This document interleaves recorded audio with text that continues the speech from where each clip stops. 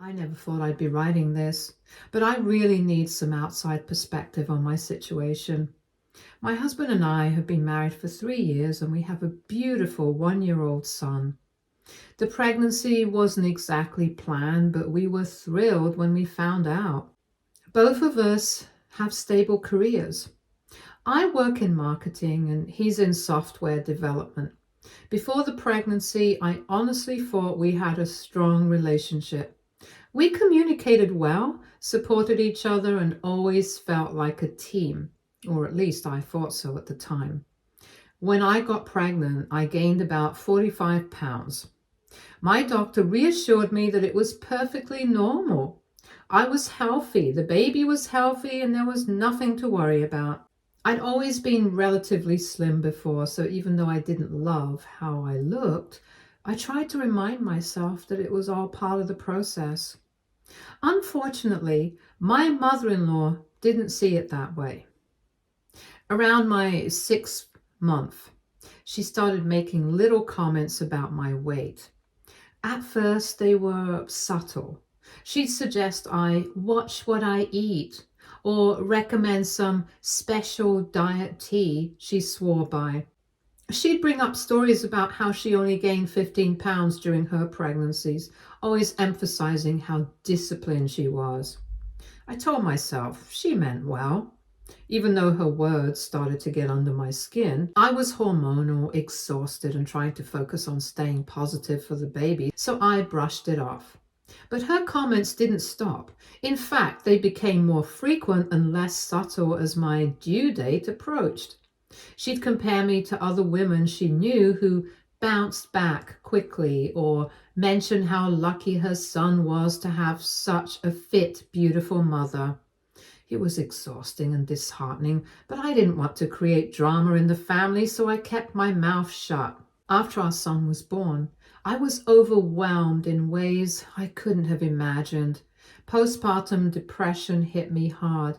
Between sleepless nights, endless feedings, and the sheer weight of trying to figure out how to be a mom, I felt like I was drowning. I returned to work after my maternity leave, still carrying about 30 pounds of baby weight. It was hard to make time for myself between work and caring for our son. I was doing my best, but I always felt like it wasn't enough. Then came our son's first birthday party last month. It was supposed to be a happy occasion, a celebration of everything we'd been through over the past year. Instead, it turned into one of the most humiliating moments of my life, thanks to my mother-in-law. The party was in our backyard and we'd invited close family and friends. Everyone was having a good time until my mother-in-law decided to make me the center of attention. In the worst way possible. She started with a few offhand comments like how some women let themselves go after having babies, and how it's so important to make an effort for your husband. I could feel my face getting hot, but I tried to ignore her. Then she took it a step further. She pulled out her phone and started showing old photos of herself, specifically pictures taken just a week after she gave birth to my husband. She proudly pointed out how slim and fit she looked, loudly comparing it to how things are different now for some women. She made sure everyone in the room knew exactly what she meant. The worst part, my husband just sat there. He didn't say a word. He didn't defend me. He didn't even ask his mother to stop. He just stared at his plate like none of it was happening. I felt like I was screaming inside, but no one could hear me. And when I confronted him about it later that night, he brushed it off, saying I was too sensitive and that his mother was just trying to help. I couldn't believe it. How could he not see how cruel and unnecessary her comments were? Worse, how could he sit by and let her humiliate me like that? That conversation opened my eyes to something I had been trying to ignore for months. My husband had been pulling away from me ever since our son was born. The little things that used to make me feel loved and appreciated, the compliments, the hugs, the random I love yous. had all but disappeared. The affectionate touches had become rare, and when they did happen, they felt obligatory, like he was just going through the motions. He spent more and more time at work or locked away in his home office. When we did talk, it was always about practical things, schedules, bills, our son. I couldn't remember the last time we had a real conversation about us.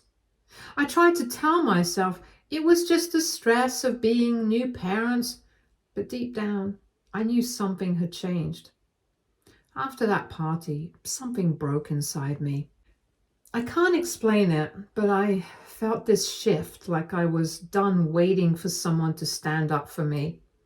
I was done feeling like I wasn't enough. I decided I needed to do something, not for him, not for anyone else, but for myself and my son. The first step was addressing my postpartum depression. I found a therapist who specialized in postpartum mental health, and I started going weekly. It was one of the hardest but best decisions I've ever made. For the first time in months, I felt like I was allowed to focus on my feelings, to process everything I'd been through since becoming a mom. Next, I threw myself into getting healthy. Again, not for my husband, but for me. I joined a local mom's fitness group that met 3 times a week. It was such a supportive environment full of women who understood exactly what I was going through. We encouraged each other, shared tips, and celebrated every little victory together. I started meal prepping on Sundays, making healthy, balanced meals that were easy to grab during my busy days. I made it a point to take our son on daily walks, even if I was exhausted. I started prioritizing self-care, whether that meant sneaking in a quick yoga session during nap time or just sitting with a cup of tea for 10 quiet minutes at the end of the day. Over the next several months, I slowly but steadily started to feel like myself again.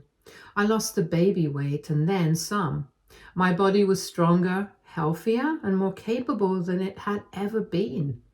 I wasn't just physically better, I was mentally and emotionally in a much better place too. But here's where things get complicated. As soon as I started looking better, my husband's entire attitude towards me shifted. Suddenly he wanted to spend time with me again. He was constantly complimenting me, touching me, trying to initiate intimacy. It felt like he couldn't keep his hands off me, which was such a stark contrast to how distant he'd been just months earlier. He started planning date nights, something he hadn't done since before our son was born. He'd come home with little gifts like flowers or my favorite snacks and say things like, "I just thought of you when I saw this." It was like he was trying to win me over again. But instead of feeling flattered, I just felt confused. He even started standing up to his mother when she made her usual snide comments, though now about different things like my parenting choices or career. He'd call her out and tell her to stop. It was something I had begged him to do for years, and now he was doing it without me even asking. But I feel nothing. That's the part that scares me the most. I look at him and all I can think about is how he abandoned me when I needed him the most. How he sat there silently while his mother humiliated me in front of everyone we know. How he only seems to care about me when I look a certain way. It's like a movie reel I can't turn off. Every moment he failed me, playing over and over again in my head. When I finally tried to talk to him about it, to explain how his actions, or lack of them, made me feel, he didn't apologize. Instead, he got defensive. He said he was showing me tough love because he cared about my health. He told me he didn't want to enable my weight gain and that his silence was supposed to motivate me to get healthy. And then, as if that wasn't bad enough, he said I should be thankful that it worked. Thankful. I couldn't believe what I was hearing. He genuinely thinks that by ignoring me and letting me feel worthless, he was doing me some kind of favor.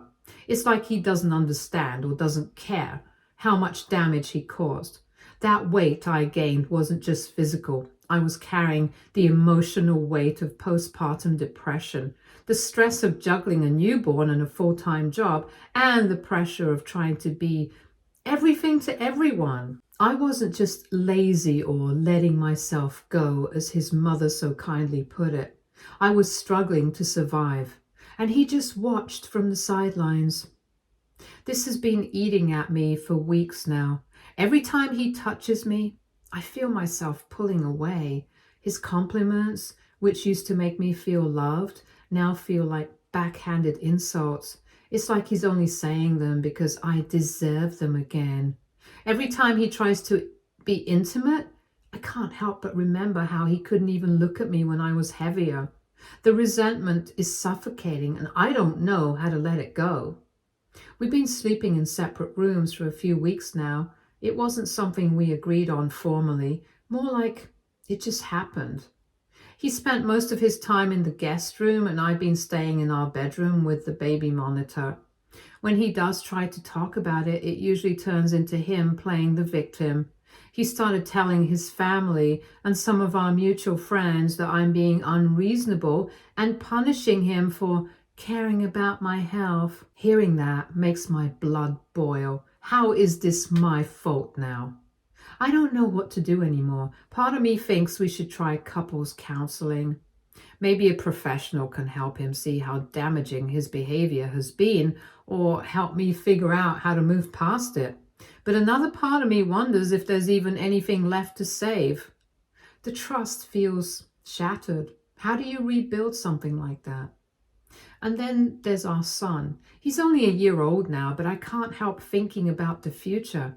What do I tell him when he's older? How do I explain why his parents aren't together? Will he grow up thinking relationships are conditional, that love is earned through appearances or achievements? I don't want that for him. At the same time, I can't stop questioning myself. Am I overreacting? Should I be grateful that his tough love approach worked? I am healthier now, both physically and mentally, but I can't shake the feeling that I had to go through that journey alone, that he didn't care about me until I was better. Is that what love is supposed to feel like? I don't know anymore. I just feel so lost. No matter what choice I make, it feels like a lose-lose situation. If I stay, I'm afraid I'll never truly forgive him and we'll just end up in the same place again. If I leave, I'm scared of what it will mean for our son and for my own future. I wish I had a clear answer, but all I feel is this heavy, aching uncertainty. Update 1. After posting this, I realized I needed some physical distance to clear my head and figure out what I really wanted. My brother and sister-in-law have always been my safe haven.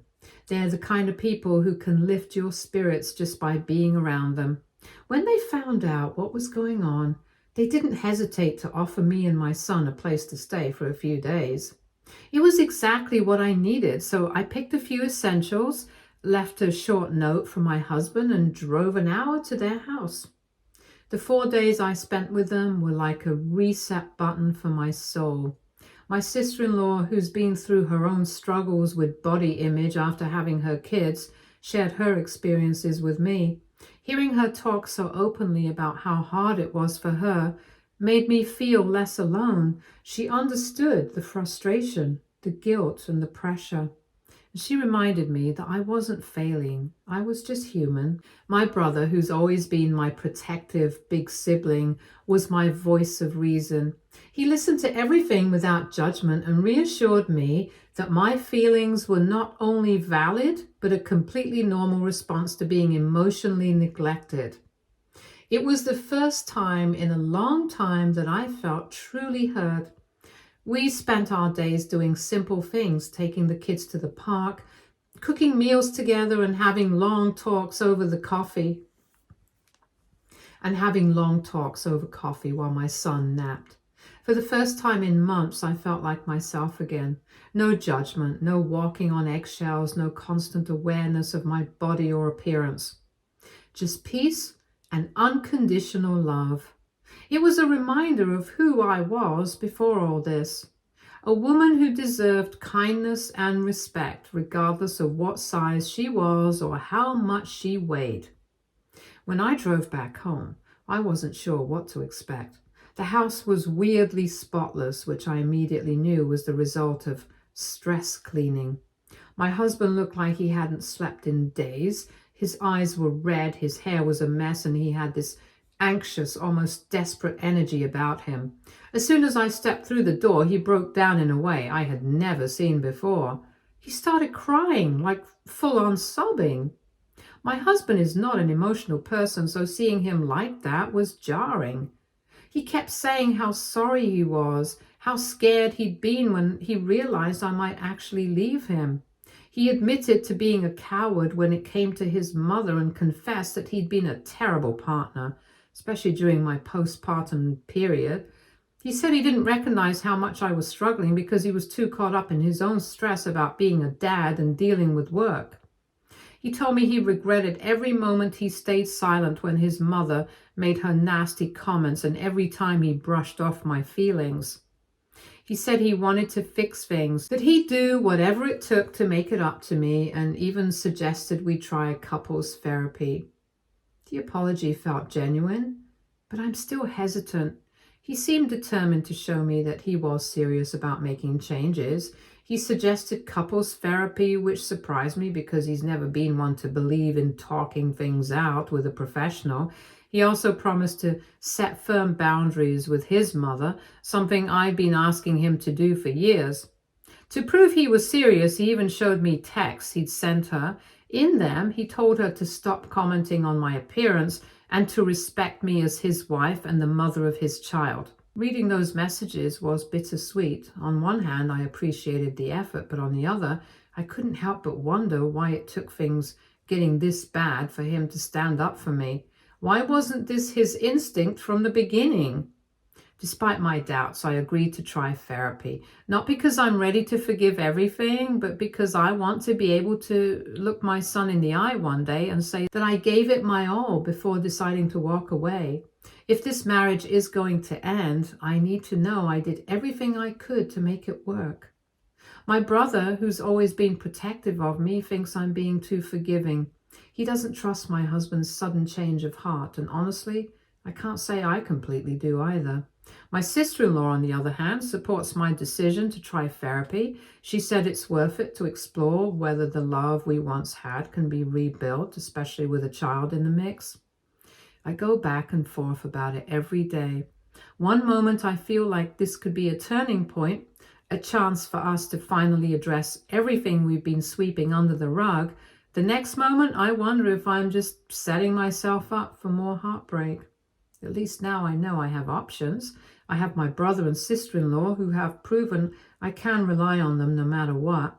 I have my own strength, which I've rediscovered over the past few months, and I have my son, who's my biggest motivation to create a happy and healthy life, whether that includes his father or not. Update 2. Life has a way of knocking the wind out of you just when you think you're finally catching your breath. Couples therapy has started to feel like progress, and for the first time in a long time, my husband seemed genuinely invested in fixing things. He opened up during our sessions, shared feelings he'd apparently been holding in for years, and committed to changing his behavior. At home, he was more present, taking the initiative with our son, cleaning up without being asked, and even planning a date night, something we hadn't done in over a year. I was careful, but also hopeful. Maybe we could get through this after all. Maybe we could rebuild what we had lost. But life doesn't care about maybes. One evening, he was in the shower and his phone buzzed on the nightstand. I wouldn't normally think twice about it. I've never been one to snoop. I've always believed that trust and privacy are foundational in a relationship, but something about the notification preview caught my eye. It was a message from Kelsey that read, "You should just leave her. We have something better." It felt like the air had been sucked out of the room. My heart was pounding and my hands were shaking as I picked up his phone. He'd given me his password a couple of weeks earlier during one of our therapy sessions when we were working on rebuilding trust. Funny how that trust-building exercise ended up leading to the moment everything unraveled. I opened his phone, hoping, praying that I had misunderstood. Maybe it was a weird inside joke, a miscommunication. But as I scrolled through their messages, any hope I had evaporated. The texts went back months, long before I started losing the baby weight, long before our son's first birthday, and long before therapy. While I was home struggling with postpartum depression, juggling work and trying to be the best mom I could be, my husband was building a whole other life with her. Kelsey was his co-worker, someone I'd heard him mention in passing, but never thought twice about. Their conversations were flirty, explicit, and filled with inside jokes and references I didn't understand. She called him pet names. He told her she made him feel alive again. They talked about me too, how I was too emotional and not the same since having our son, how he felt trapped and wasn't sure if he could do this forever. And then there were the details about their affair, texts about stolen moments during lunch breaks, business trips that suddenly made sense, and plans they had for a future together. The kicker? It all started sometime before our son's first birthday party, the same time he was supposedly giving me tough love about my weight and caring about my health. The messages were a punch to the gut, each one worse than the last. They joked about my mom bod, laughing at the weight I was still carrying from my pregnancy. He complained about how I was always tired and never fun anymore, conveniently ignoring the fact that I was the one juggling work, motherhood, and a household while he took off for work lunches. Those lunches, as it turned out, were just an excuse to meet her. There were gym selfies from her, complete with sultry captions, and his responses filled with heart-eye emojis and compliments. Then came the mentions of hotel visits, hidden under the guise of business meetings. All of this while I was home, thinking we were finally making progress. I thought we were rebuilding our relationship, finding a way back to the partnership we once had. But while I was putting in the work, he was putting in time with someone else. When I confronted him, his reaction made my stomach churn. He cried just like he had when I came back from my brother's house, claiming he'd made a horrible mistake. He swore it was just physical, as if that somehow softened the betrayal. He even had the nerve to say he was thinking of me the whole time, like that was supposed to make it less disgusting. How does someone justify that? How does loving someone translate to betraying them when they're at their most vulnerable? I couldn't listen to him anymore. The lies, the excuses, the tears, it all felt hollow. I called my brother, who came over within an hour ready to help. He didn't ask many questions. He just got to work packing up my husband's things while I sat there holding back tears and trying to stay strong for my son. My husband hovered the whole time, alternating between pleading with me and shouting that I was overreacting. He said we could get past this and that we owed it to our son to try. But how many chances does one person deserve? How many times can they break your trust before you stop giving them the opportunity to do it again? When my brother finished, I handed my husband the bags and told him to leave. He tried to hug me, but I stepped back and he finally walked out the door. He's staying with a friend now, or so he says. I've changed the locks and contacted a lawyer and started gathering everything I need to move forward with a divorce. My son keeps asking for his dad, and every time he does, it feels like my heart is being ripped in two. I know my husband loves our son. I've never doubted that, but I can't let him grow up thinking this is what love looks like. I won't let him believe that love is conditional, that loyalty is optional, or that apologies are enough to fix broken trust. It hurts. It hurts more than I ever thought it could, but I know staying would hurt worse. I deserve better, My son deserves better, and while it feels impossible right now, I know we'll get through this. Update 3. I officially filed for divorce yesterday. It felt surreal, like signing away a piece of my life I thought would last forever. It's not a surrender to him, but to the reality I've been trying so hard to avoid. Sometimes, no matter how much you love someone or how much you want to believe they can change, it's just not enough. The fact that my husband was okay with me being belittled should have been enough for me to leave. Him cheating on me was just a cherry on top. If filing wasn't emotional enough, my soon-to-be ex-husband's family has gone full meltdown mode. My mother-in-law, true to her character, has been blowing up my phone with endless texts. She's accusing me of destroying the family and claiming that a good wife would forgive one mistake. The sheer audacity of her words is mind-blowing. She's even went as far as blaming me, saying that if I'd maintained myself better after pregnancy, my husband wouldn't have cheated. Can you believe that? As if his affair was somehow my fault because I was too busy being a mother to prioritize looking like a supermodel. Then there's my sister-in-law, his sister, not my brother's wife. She's the queen of unsolicited opinions and has been chiming in with her 2 cents. Apparently, I'm selfish for not thinking about how the divorce will affect their family's reputation at church. Church? The same church where they preach forgiveness and kindness, yet somehow it's me who's the villain for not forgiving him for betraying me. What really pushed me over the edge was the accusation that I'm just doing this to punish my husband or to keep him away from our son, as if I need to invent reasons to justify leaving someone who completely shattered my trust. The idea that I would weaponize our son against his own father is disgusting.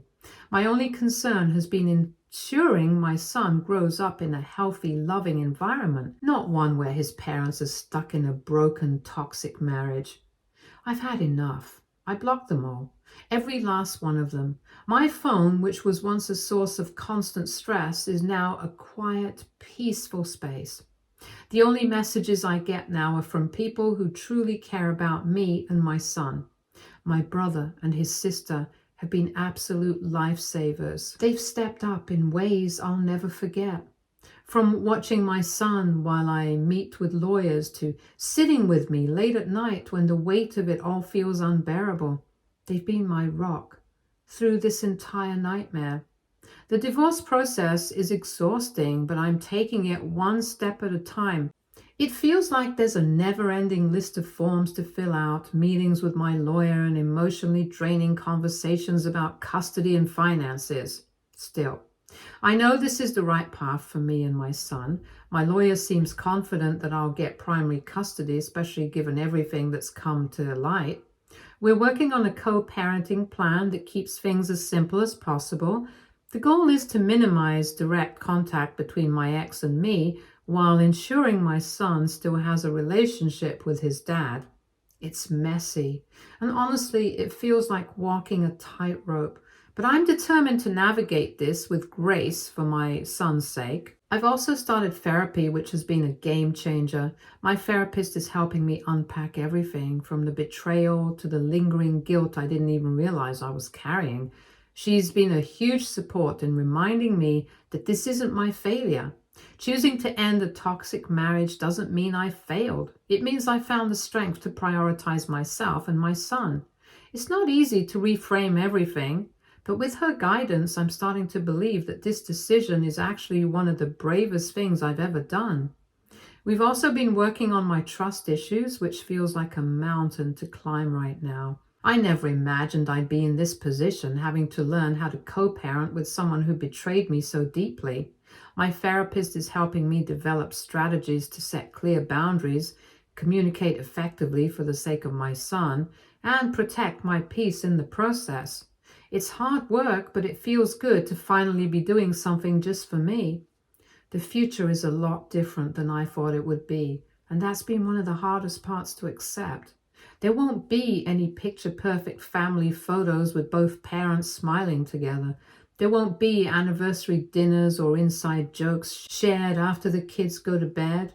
But there will be peace, there will be self-respect, there will be love, real healthy love that I can show my son through my actions. He will grow up knowing his mom chose to stand up for herself and create a life where he's surrounded by stability and kindness. And to all of you here, I want to say thank you. I couldn't get through every comment, but the ones I did read made me feel so understood. This process has felt isolating at times, like no one could truly understand what I've been going through.